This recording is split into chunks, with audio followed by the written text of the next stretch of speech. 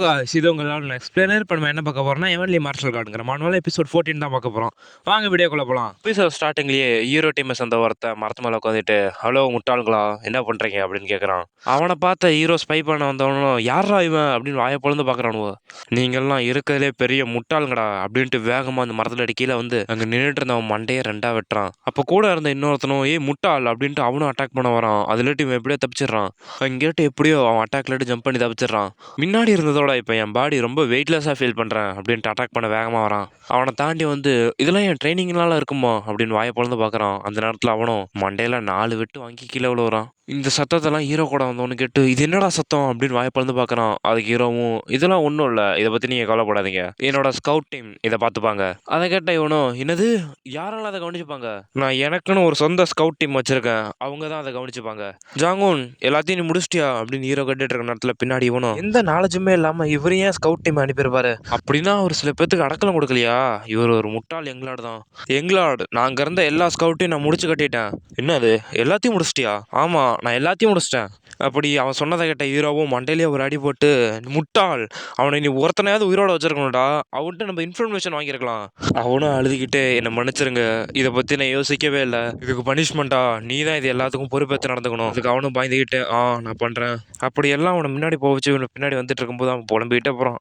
இது இன்னுமே வலிக்குது அப்படின்னு தலையை தடிக்கிட்டே போகிறான். அந்த நேரத்தில் உனக்கு பின்னாடி வந்துக்கிட்டு இதுக்கு அடுத்தது என்ன நடக்க போகுது அப்படின்னு யோசிச்சுட்டே வரானுவோ. முன்னாடி போனவன் டக்கு நிற்கிறான். அவனை பார்த்த ஹீரோவும் ஏன்டா அவங்க மறைவிடத்தை கண்டுபிடிச்சியா அப்படிங்கிறான். அதுக்கும் கண்டுபிடிச்சிட்டேன் அப்படிங்கிறான். இதை பார்த்தா எனக்கு ரொம்ப சந்தேகமாக இருக்குது. ஃப்ரெண்ட்ஸ்லாம் ரொம்ப ஒல்லியாக இருக்குது, அதோட ஒரு கட்டிடம் ஒரே ஒரு குடிசை தான் வர இருக்குது. அந்த பேண்டம் யூனியன்ல இந்த இடத்துல ஆம்புஷ் பண்ணியிருப்பாங்கன்னு என்னால் நினச்சி கூட பார்க்க முடியல. ஆனால் நான் நினச்சது போலே தான் இருக்குது. அந்த நேரத்தில் ஒரு சத்தம், என்னடா அந்த சத்தம் அப்படின்னு எல்லாம் வாயை பொழுது மேலே பார்க்குறாங்க. அந்த நேரத்தில் பார்த்தா நிறைய பேர் ஹீரோ டீம் அட்டாக் பண்ண வராங்க. அதை பார்த்தா இவ்வளோ எங்களோட எனிமி ஆம்புஷ் பண்ணுறாங்க அப்படின்னு கத்துறான். அந்த நேரத்தில் ஹீரோவை பார்த்தா ஹீரோ கழுத்தில் ஒருத்தன் கத்தி வச்சுட்டு நிற்கிறான். அதை பார்த்தா இவ்வளோ இப்போ நீ என்னடா அவனை பண்ணிட்டு இருக்க அப்படின்னு கேட்குறா. அதுக்கு அவன் இருந்துக்கிட்டு இதை பார்த்தா உனக்கு என்ன கண்ணு தெரியாமல் இருக்கா அப்படிங்கிறான். முட்டாள் நீ என்ன நினச்சிட்டு இருக்க, எங்க முதுகுலயே குத்திட்டு நீங்க உயிரோடு இருந்துடலான்னு பார்க்குறியா, உங்களுக்கு இன்னும் ஒன்றும் புரியல. அந்த நேரத்தில் அவன் கூட வந்தவங்களும் சுற்றி பாருங்க எல்லாம் அவங்க ஆள் தான் இருக்காங்க, நம்மளை சுற்றி எனிமி சரௌண்ட் பண்ணிட்டாங்க, நீங்கள் வச்சிருக்க ஆயுதத்தெல்லாம் தூக்கி போட்டு நாய் மாரி உங்களுக்கு சாக விருப்பம் இல்லைனா சீக்கிரம் மண்டிடுங்க. சே எங்களாட் சொன்னதான் கரெக்டாக இருக்குது. ஒரு எண்ணம் விஷத்தோட கொடியதுன்னு அவர் சொன்னார். எந்த ஒரு நல்ல எண்ணமும் விலை இல்லாமல் வராது அப்படின்னு அவர் சொன்னார். ஆமாம் அவர் சொன்னது மாரி தான் நடக்குது. அப்படி பேசிட்டு இருக்கிறத கேட்ட இவனும் இவங்க எப்படி இந்த சூழ்நிலையும் இவ்வளோ அமைதியாக இருக்காங்க, இப்போ நீங்கள் மட்டும் உங்கள் வெப்பனை கீழே போடலனா உங்கள் எங்களோட கழுத்தை நான் வெட்டிடுவேன். அந்த நேரத்தில் இரவும் டேய் அந்த கொள்ளக்காரங்களை பார்த்துங்கடா, இந்த எவனன் இடத்துக்கலான நான் பார்த்துக்கிறேன், அதோட அவங்கள கொண்டுடாத, ஏன்னா அதுக்கப்புறம் போய் அவங்கள சந்தையில் விற்கணும்ல. சரி எங்களோட உங்கள் ஆர்டர் படியே நாங்கள் செய்கிறோம் அப்படின்னு எல்லாரும் அட்டாக் பண்ண போகிறானுவோ. அங்கே போய் எல்லாரும் ஃபுல் ஃபோர்ஸை யூஸ் பண்ணி எல்லாத்தையும் அடித்து பறக்க விட்றானுவோ. அந்த லீடர்லாம் பார்த்தா ஒவ்வொருத்தனையும் வெட்டி தள்ளுறான். அந்த நேரத்தில் லீடர் கிட்ட ஒருத்த வந்து டே அப்படின்னு கத்திக்கிட்டே வந்து அட்டாக் பண்ணுறான். அதுலேட்டு கேப்டன் எப்படியோ குனிஞ்சு தப்பிச்சிடறாரு. அப்படி தப்பிச்ச வேகத்துக்கு திரும்பி வந்து ஒரு அடி அந்த ஸ்டீல் பால்லாம் எடுத்ததுக்கப்புறம் இப்போ நான் ரொம்ப லைட்டாகவும் ரொம்ப ஃப்ரீயாகவும் ஃபீல் பண்ணுறேன். நீங்களும் அதை கவனிச்சிங்களா பிரதர்? இது ரொம்ப எனக்கு ஈஸியாக இருக்குது இப்போ பயிற்சி எடுத்ததோட. அதை ஒத்துக்க மனசு இல்லை, ஆனால் அதுதான் உண்மை அப்படின்னு எல்லாத்தையும் வெட்டி தள்ளுறானுவோ. இதை பார்த்து அந்த எர்த் கிளான் சேர்ந்தவனும் என்னடா இவனு பண்ணுறானு வாயை பொழக்கிறானுவோ. எங்கள் அலையன்ஸ் அவங்களை பின்னாடி தள்ளிட்டு இருக்காங்க, நம்மளும் ஹெல்ப் பண்ணலாமா அப்படின்னு வாயை பொழந்து பார்க்குறானுவோ. நீங்களா சேர்ந்து என் கூட ஃபைட் பண்ணுங்க, எங்களாட் சொன்னபடி உங்களை நான் உயிரோடவாது விட்றேன் அப்படிங்கிறான். என்னடா இவன் மலை மாடு மாதிரி இருக்கான் அப்படின்னு வாயை பொழக்கிறான் இவன். அடுத்த சீனே பார்த்தா அவன் கத்திட்டு இருக்கான். என்னன்னு பார்த்தா என் பாடி இப்போ இறகு போல லேசாக இருக்குது, இது ரொம்ப அமேசிங் அப்படின்னு முட்டையை பிடிச்சி சொயட்டி அடிக்கிறான். அதை பார்த்தா இவ்வளோ அங்கே பேரு அவனை பிடிச்சி அவனையே அடிக்கிறான் அப்படின்னு கத்திட்டு இருக்கா இவ. அதை பார்த்தா இந்த லீடரும் அவங்க என்ன முட்டாளா, அவங்க மாஸ்டர் உயிரை பற்றி அவனுங்களே கவலைப்பட மாட்டானுவோ, ஏன் ஏன் அவங்க என்ன பற்றி கவலை பண்ணோம் அப்படி சொல்லிக்கிட்டு அவன் கைத்தில் வச்சிருந்த கத்தியை லைட்டாக சுண்டி தான் விட்றான். அதுக்கே அந்த கத்தி ரெண்டா உடஞ்சி பறக்கிறத பார்த்து இங்கே என்னடா நடக்குது அப்படின்னு அந்த லீடர் வாயை பொழக்கிறான். அப்படி அவன் நினைக்கிற நேரத்தில் ஹீரோ டக்குன்னு ஜம்ப் பண்ணி அந்த லீடர் வயிற்றுலேயே ஒரு அதில் குடல் குந்தானி எல்லாம் வெளியே வர மாரி கத்துறான். அப்படி உதைக்கு 4-5 பெல்ட்டி அடிச்சு போய் கீழே விழுவுறான். விழுந்ததில் வாயிலேட்டு நிறைய தள்ள ஆரம்பிச்சிச்சு. எங்களோட நீங்கள் நல்லா இருக்கீங்க அப்படின்னு அழுதுகிட்டே வரா. அதை பார்த்த ஹீரோவும் நான் நல்லா இருக்கிறத நினச்சி நீ சந்தோஷப்படுறேன்னு எனக்கு தெரியுது, அதுக்குன்னு இப்படி வந்து ஒட்டிக்காத, அது எனக்கு ரொம்ப அருவருப்பாக இருக்குது அப்படின்னு பிடிச்சி தள்ளி விட்றான் ஹீரோ. அந்த நேரத்தில் ஹீரோ ஸ்குவாடை சேர்ந்தவங்களும் நாங்கள் எல்லாத்தையும் கவனிச்சுக்கிட்டோம் அப்படின்னு சொல்கிறானுவோ. இவங்க அவ்வளோன்னு அதிகமாக இல்லை, அதோட இவங்க மார்ஷல் ஆர்ட் நான் எதிர்பார்த்ததோட ரொம்ப கம்மியாக தான் இருக்குது. குவாண்டம் ஸ்டார் யூனியன் மீது பதுங்கியிருந்து நம்ம ஃபேமிலியோட ட்ரூப்ஸை இவங்க தான் அட்டாக் பண்ணியிருப்பாங்கன்னு என்னால் நம்பவே முடியல.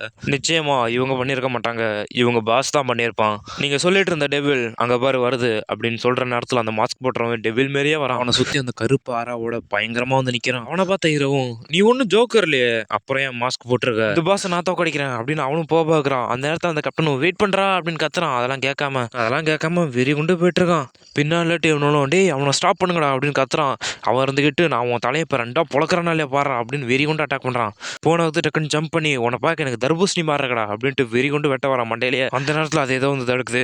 என்னன்னு பார்த்தா அந்த கோடாரியை அவன் கத்தியை வச்சு தடுத்துருக்கான். அதை பார்த்தா இவனும், ச்சே எப்படி ஒரு கோடாரியை எப்படி ஒரு கத்தி வச்சு அவன் தடுத்தான், ஓ மை காட் இவன் எப்படி அந்த ஸ்ட்ரைக்கை தடுத்தான், இந்த ஸ்ட்ரைக்கு தான் நம்ம யூனிட்லேயே ஸ்ட்ராங்கான ஸ்ட்ரைக்கு. அந்த நேரத்தில் அவனும் நீ அப்படின்ட்டு மறுபடியும் அட்டாக் பண்ண வரான். அந்த நேரத்தில் அவன் கத்தியை வச்சு லைட்டாக கணத்தில் ஒரு கோடு போடுறான். ஓப்பனிங் நிறையவே இருக்கு அப்படின்னு விடாம அவன் அட்டாக் பண்ணிக்கிட்டே இருக்கான். அவன் உடம்பு ஃபுல்லாக சின்ன சின்ன அட்டாக் தான் இருக்கு, ஒரு டீப்பான அட்டாக் கூட இல்லை. அப்படி பண்ண அடுத்த செகண்ட் அவன் நெஞ்சிலே ஒரு அடி விட்டு தெறிக்க விடுறான். அடிச்சு அடைக்க அவன் குட்டிகாரன் அடிச்சுட்டு போய் விழுவான். அந்த நேரத்தில் கேப்டனும் பின்னாடி வந்து, ஏ முட்டா நீ என்ன வேணாலும் பண்ணலாம்னு நினைச்சிட்டு இருக்கியா அப்படின்னு அட்டாக் பண்ண வரான். அதையும் எப்படியோ டக்குன்னு திரும்பி அவன் கத்தியை வச்சு தடுத்துறான். அதை தடுத்ததை பார்த்த கேப்டனும் ரொம்ப டென்ஷன் ஆகி, இந்த முட்டால என்ன பண்றான் பாரு அப்படின்னு வெறி கொண்டு அட்டாக் பண்ண வரான். அந்த நேரத்தில் இவன்ட்ட ஒருத்தன் வந்து, ஏ பிரதர் நல்லா இருக்கியா அப்படின்னு கேட்கறான். அவன் அப்பதான் கொஞ்சம் கொஞ்சமா கண்ணு முழிச்சு, என் பிரேடை தவிர இப்போதைக்கு நான் நல்லா தான் இருக்கேன் அப்படின்னு அவனும் ஏஞ்சி சொல்றான். அந்த நேரத்தில் கேப்டனும் அவனை பார்த்து, உன் பிரேடை நினைச்சு நீ கவலைப்பட வேண்டியதில்லை, ஏன்னா அவன் உன்னோட ரொம்ப ஸ்ட்ராங்கானவன், அதனால வாங்க நம்ம எல்லாரும் சேர்ந்து அவனை தோக்கடிக்கலாம் அப்படின்னு 3 பேர் சேர்ந்து அட்டாக் பண்ண வராங்க. அவன் பார்த்தா பயப்படாம வந்துட்டு இருக்கான். இவங்க 3 பேரை வரதை பார்த்ததும் அவனும், சரி 3 பேர் ஒன்னா வரீங்களா வாங்கடா அப்படின்னு வெறி கொண்டு நிற்கிறான். அப்படி அவன் சொன்னதை கேட்ட இவங்களும் டக்குன்னு 3 பேர் சேர்ந்து அட்டாக் பண்ண வராங்க 3 திசையிலேட்டு. அதை கவுண்டர் பண்ற மாதிரி அவனும் ஏதோ ஸ்டேஞ்சா பவர் யூஸ் பண்ணி எல்லாத்தையும் அட்டாக் பண்ண ஆரம்பிக்கிறான். அந்த அட்டாக்ல அவன் எஸ்கேப் ஆக ட்ரை பண்ணாலும் அதில் மாட்டிக்கிறான். எப்படியோ என்னதான் அந்த அட்டாக்ல மாட்டிருந்தாலும் அதை எப்படியோ கடைசி நேரத்தில் தடுத்துறான். இந்த அட்டாக் தடுத்துட்டோம் அப்படின்னு நினைக்கிற நேரத்துலயே வந்து டக்குன்னு ஒரு உதவுறான். அவனை அடிச்சடி தெரிச்சு போயிடுறான். அந்த நேரத்தில் மற்ற 2 பேரும் டே அப்படின்ட்டு அட்டாக் பண்ண வரானு பின்னாடி வந்து அவங்களையும் டக்குன்னு திரும்பி அட்டாக் பண்றான் 2 பேர்த்தையும் சேர்த்து. அப்படி இந்த அட்டாக்கை பார்த்தவனும், சே இந்த முட்டாள் யாரா இருப்பான், இவனுக்கு எந்த ஓப்பனிங்குமே இல்லையே அப்படி இவன் பார்க்குற நேரத்தில் டக்குன்னு அவன் வெறியாகி கண்டினியூஸாக அட்டாக் பண்ண ஆரம்பிக்கிறான். அதை பார்த்த மற்றவங்களும் டண்டர் டிராகன் குரூப்போட கேப்டனையும் வைஸ் கேப்டனையும் இவன் முழுமையாக பிளாக் பண்ணுறானே, இவன் ஒரு பேண்டிட்டாக இருக்க வாய்ப்பே இல்லை. இப்படியே போயிட்டு இருந்ததுன்னா கன்ஃபார்ம் இவங்க 2 பேரும் இறந்துருவாங்க. அப்படி அவன் சொல்கிற நேரத்துலேயே அவன் விடாம அட்டாக் பண்ணிட்டு எல்லாத்தையும் பின்னாடி தள்ளிட்டு இருக்கான். அந்த நேரத்தில் ஒரு சின்ன கேப்பில் இன்னொருத்தனும் அட்டாக் பண்ண வரான் வேகமாக. வந்த வேகத்துக்கு தன் கையில் வச்சிருந்த கத்தியை தூக்கி அவன் மூஞ்சிட்டு மேலே போடுறான், இந்த வாங்கிக்கடான்னு. அதை எப்படியும் அந்த மாஸ்க் போட்டுறவன் கையில் வச்சு அந்த கத்தியை வச்சு அந்த தூக்கி போட்டு தடுத்துறான். ஏ முட்டா நீ இன்னும் கையில் வச்சு அந்த கத்தியை தூக்கி போடுற அப்படின்னு கேட்குறான் அந்த மாஸ்க் இவனை பார்த்து. அந்த நேரத்தை பயன்படுத்தி டக்குன்னு இவன் கிட்ட வந்து அவனை பிடிச்சி அப்படியே பின்னாடியே தள்ளிட்டு போலான்னு பார்க்குறான். அந்த நேரத்தில் இவன் டக்குன்னு ஸ்டாப் ஆகி அந்த நேரத்தில் இவனும், யாராவது இவனை வெட்டுக்கடா இல்லைன்னா இவன் என்ன வெட்டிடுவான் அப்படின்னு கத்துறான். ஏ முட்டாள் அப்படின்ட்டு இவனும் வேகமாக அட்டாக் பண்ண வரான். வந்த வேகத்துக்கு என்ன மன்னிச்சிரு அப்படின்னு 2 பேர்த்தையும் சேர்த்து அட்டாக் பண்ண போறான். அதை பார்த்தா இவனும் கத்தியை வச்சு ஒரு ஸ்விங் பண்றான். அவன் சும்மா ஸ்விங் பண்ணதுக்கே ஒரு வேவ் மாரி போய் அவனை அட்டாக் பண்ண போகுது. அப்படி வந்த வேவ் அவன் கத்தியை வச்சு அப்படியே தடுக்க ட்ரை பண்றான்.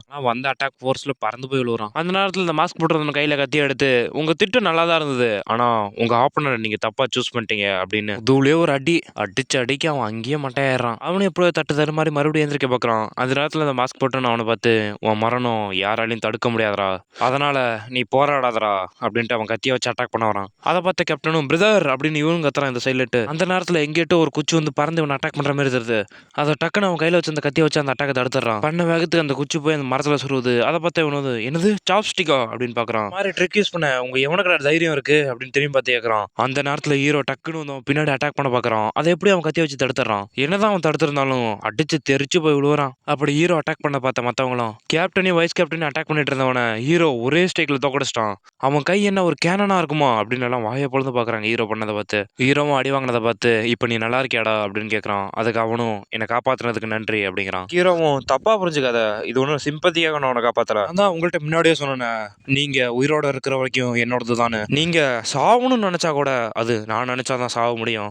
அதுக்கு அவனும், முதல்ல இந்த மாதிரி பேச நீங்க எங்கிட்ட கத்துக்கிட்டீங்க, காயம்பட்டுறவன் எங்கிட்ட வெளியே கொண்டு போங்க, அந்த மாஸ்க் மேன நான் பாத்துக்கிறேன். அந்த சர்ப்ரைஸ் அட்டாக் நான் நல்லா தான் பண்ணேன்னு நினைச்சேன், ஆனா அதை எப்படி வந்து எடுத்துட்டான். எனக்கு ரொம்ப ஆச்சரியமா இருக்கு, நான் எதிர்பார்த்ததோட நீங்க ரொம்பவே அருமையா இருக்கீங்க.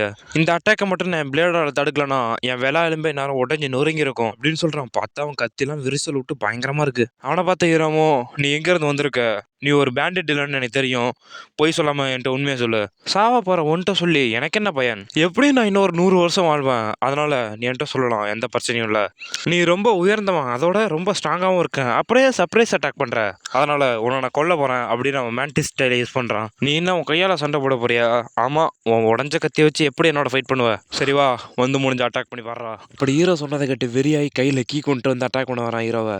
அதில் ஹீரோ எப்படியோ தப்பிக்கிறான். ஆனால் கண்டினியூவாக அட்டாக் பண்ண பார்க்குறான். ஆனால் அதில் ஹீரோ தப்பிச்சிட்டு இருக்கான். அந்த அட்டாக்லலாம் தப்பிச்சுக்கிட்டு நான் நினச்சது போல தான் இருக்குது அப்படிங்கிறான். இதை கேட்டு இன்னும் டென்ஷனாகி வேகமாக அட்டாக் பண்ண வரான். அந்த அட்டாக்ல டக்குன்னு தப்பிச்சு ஹீரோ கிட்ட வந்துடுறான். வந்த வேகத்துக்கு அவன் மூஞ்சிலே ஒரு அடிச்சு போட்டிருந்த மாஸ்க்லாம் தெரிக்குது.